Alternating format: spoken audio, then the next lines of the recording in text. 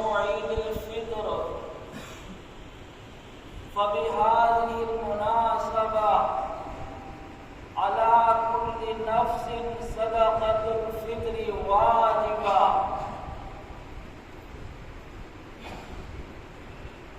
ذكرا كان أو أنثى بالغا كان أو غير بالغ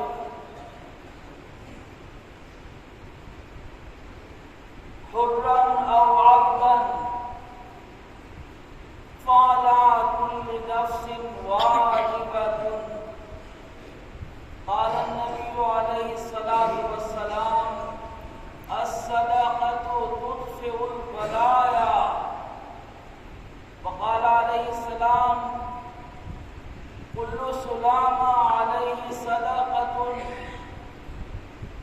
فإن لم يستطع فعليه أن يركع ركعتين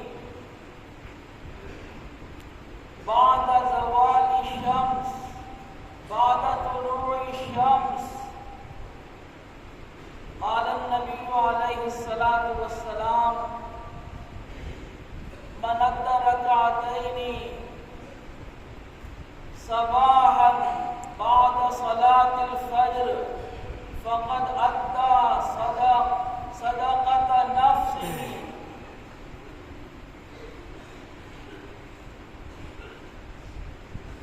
حضرات کرام، آج عید الفطر کے دن سب سے اہم عبادت جو مسلمانوں کے اوپر ضروری ہے وہ ہم نے نماز عید الفطر کی شکل میں ادا کر لی. لیکن کوئی عبادت اللہ کے یہاں مکمل نہیں ہوتی جب تک کہ جان کے ساتھ مال کی عبادت بھی شامل نہ ہو اور مال کی عبادت کے ساتھ جان کی عبادت شامل نہ ہو. جان بھی خدا کی دی ہوئی ہے، مال بھی اللہ کا دیا ہوا ہے.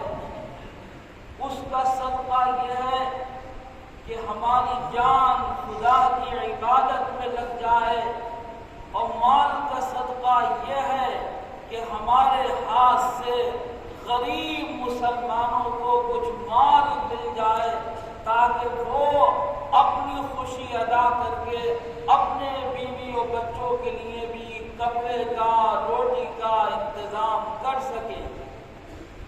اس لیے جو بھی مسلمان صاحب حیثیت ہیں، کھاتے پیتے ہیں، اللہ نے ان کو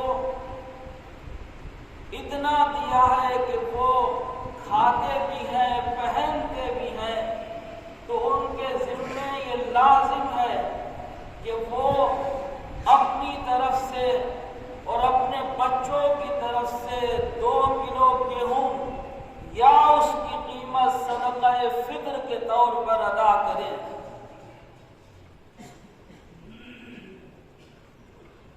صدقہ فطر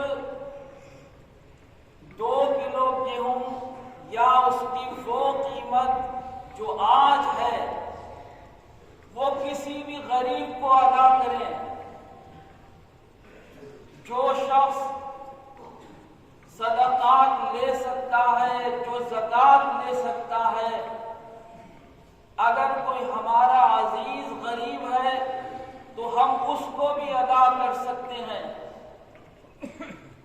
زکوٰۃ، صدقات یہ وہ چیزیں ہیں کہ اگر ہم نے صدقہ ادا کیا تو اللہ تعالی اس کے ذریعے آفات و بلیات کو اس طرح بجھا دیا کرتا ہے جیسے پانی کے ڈالنے کے بعد آگ بجھ جاتی ہے.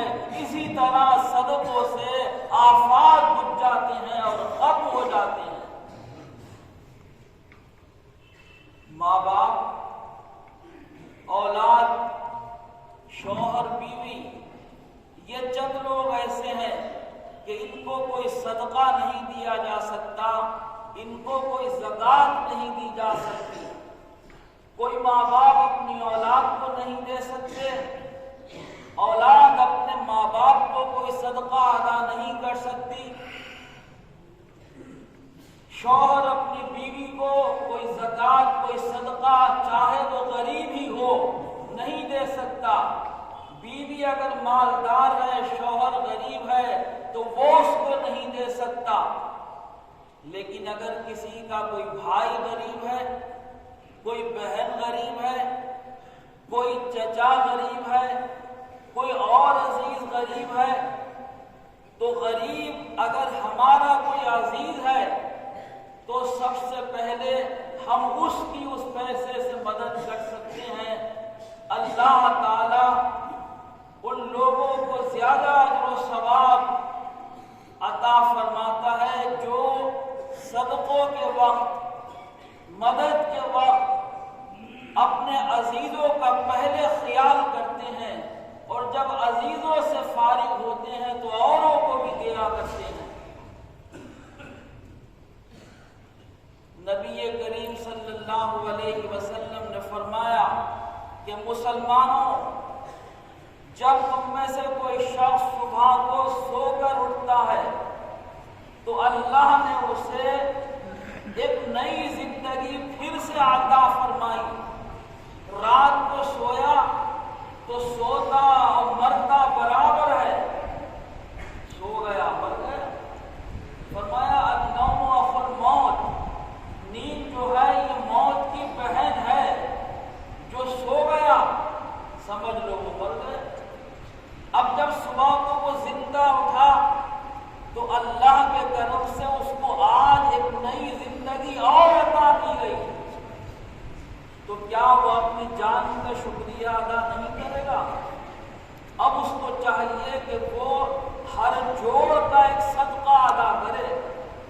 360 جوڑ ہیں انسان کے جسم میں جو چلتے ہیں تو ہمارا کام ہوتا ہے، اگر کوئی ایک جوڑ بھی رک جائے تو انسان لاکھوں روپیہ خرچ کر سکتا ہے، لیکن وہ جوڑ اگر ٹھیک نہ ہو تو ساری زندگی کے لیے تکلیف بن جاتا ہے۔ لوگوں نے کہا یا رسول اللہ، اب ہر مسلمان تو اس قابل نہیں ہے کہ وہ ہر جوڑ کے اوپر ایک صدقہ دے، 1 روپیہ بھی اگر دے گا تو 360 روپے روز کہاں سے لائے گا؟ تو فرمایا کہ کوئی یہ تو کر سکتا ہے کہ فجر کی نماز کے بعد مسجد میں رک جائے اور جب آفتاب طلوع ہو جائے تو 4 رکعت نماز اشراق کی ادا کر لے، 2 رکعت پڑھے، سلام پھیرے، پھر 2 رکعت پڑھے۔ اس کو اللہ نے جان دی ہے، مال نہیں ہے تو وہ خدا کا شکریہ نماز سے ادا کر سکتا ہے۔ فرمایا جس نے نماز اشراق کی 4 رکعت پڑھی اس کی جان کا صدقہ ادا ہو گیا اور ہر جوڑ کا صدقہ ادا ہوا۔ انشاءاللہ شام تک اس کے جوڑ اپنی جگہ صحیح کام کریں گے اور اس کا جسم جو ہے وہ تمام جسمانی آفات سے اور بیماریوں سے محفوظ ہو جائے۔ اللہ تعالی توفیق دے کہ جو ہم میں صاحب حیثیت ہے وہ اس صدقہ فطر کو ادا کریں، غریبوں کی مدد کریں، اور اس کے ساتھ ساتھ جہاں تک بھی ہو سکے آپس کا اتحاد، اتفاق اور بھائی چارہ بنا کر رکھیں۔ مسلمانوں کی کوئی حکومت نہیں ہے خدا کے سوا، بس اللہ اس کا مالک ہے اور وہ اس کا محکوم ہے۔ دنیا میں کوئی اس کا ہمدرد ہو یا نہ ہو، مگر ایک مسلمان دوسرے مسلمان کا اگر ہمدرد ہے تو پھر ساری انسانیت کا بھلا ہوتا رہے گا اور کوئی بھی طاقت مسلمانوں کو کمزور نہیں کر سکے گی۔